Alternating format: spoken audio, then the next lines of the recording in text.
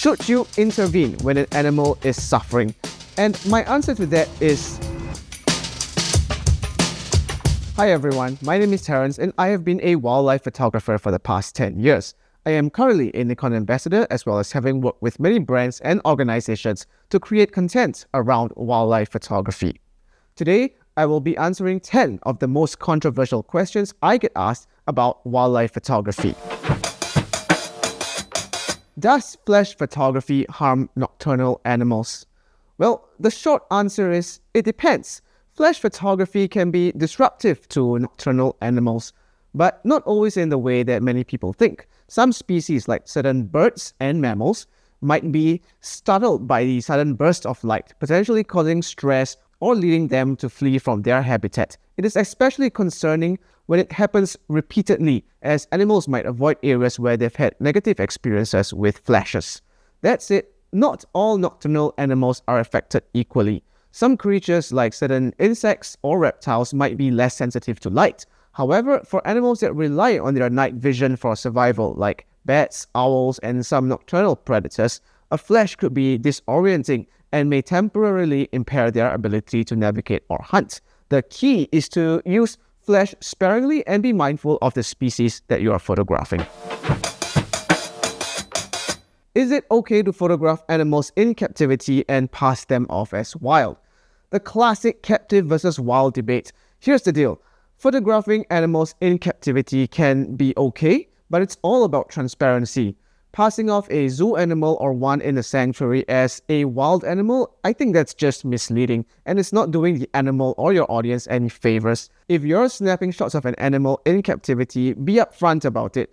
Authenticity goes a long way, and no one wants to be tricked into thinking that lion is roaming free in the Serengeti when it's actually just pacing around a nice climate-controlled enclosure.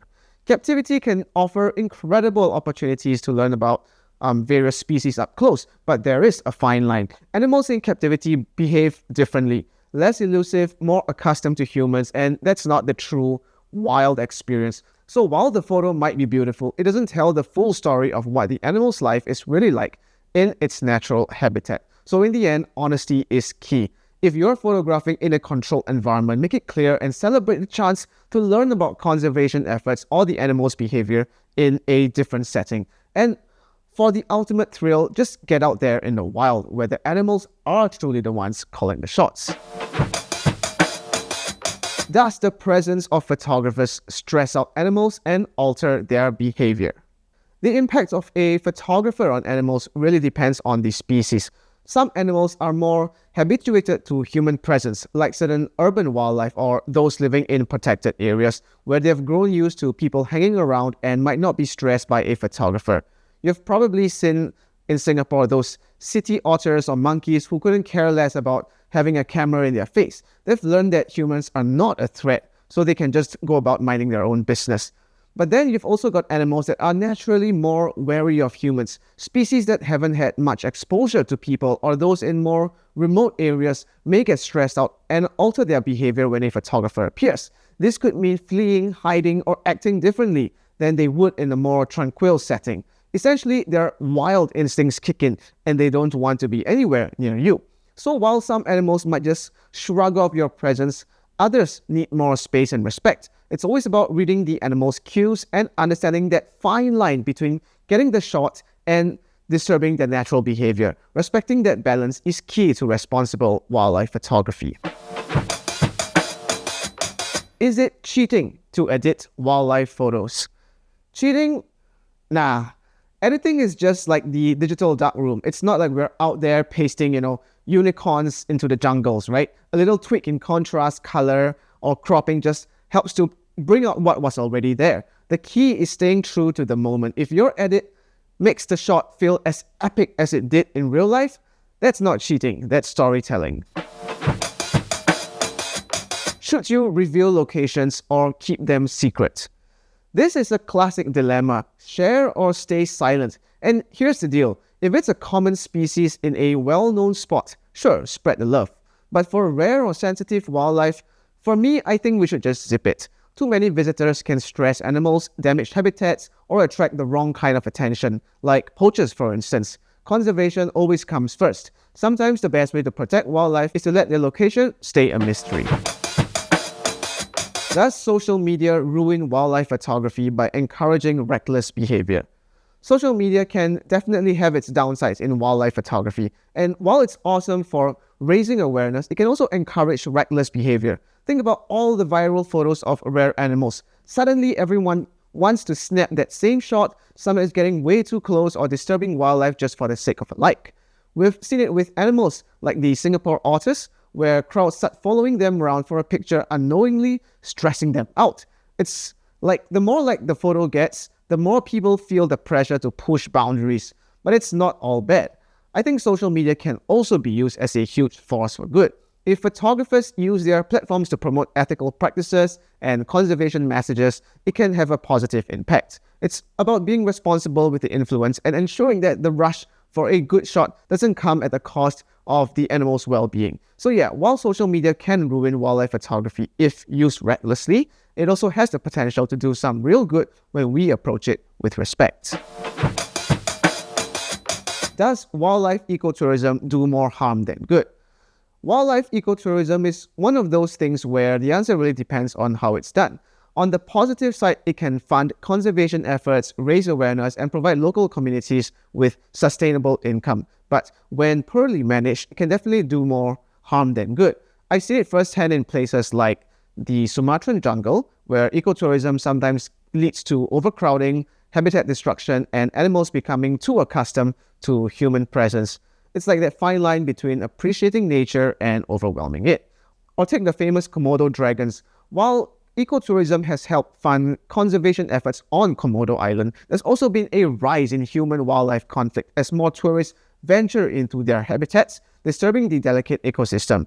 It's a classic case of how well-intentioned tourism can easily tip into something harmful if it's not done right. So, ecotourism isn't inherently bad, but it's all about balance. Sustainable tourism that respects local wildlife, keeps human impact minimal, and ensures conservation goals are met can be a game changer. But when it becomes more about selfies rather than safeguarding ecosystem, that's when the trouble begins.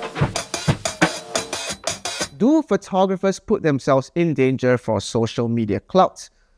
Yeah, some photographers definitely put themselves in danger for social media clout, but I think there's a big difference between taking a calculated risk for a great shot and just being reckless.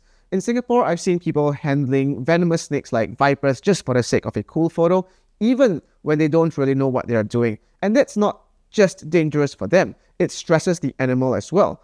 Overseas, you hear stories about people getting way too close to lions, bears, or elephants just for a dramatic selfie, and sometimes it ends really badly.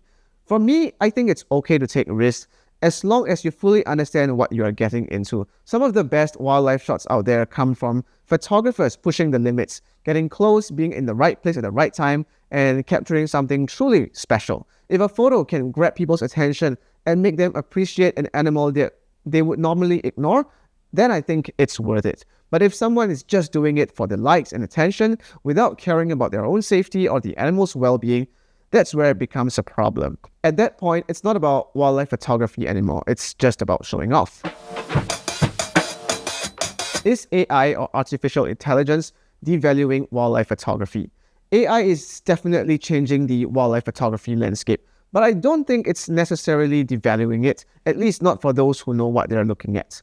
AI-generated images can be incredibly realistic, and yeah, some people might not care whether a stunning animal shot is real or fake as long as it looks cool. But for those of us who actually go out into the field and spend hours tracking wildlife and put in the work to capture real moments, I think there is a huge difference. What makes wildlife photography special is the experience behind the shot, the patience, the skill, and sometimes the sheer luck of being in the right place at the right time. No AI can replicate the feeling of sitting in a hike for hours or trekking through the jungle just for one perfect moment. The authenticity of a real photograph, knowing that an animal actually existed in that moment and wasn't just created by an algorithm, is what gives it value.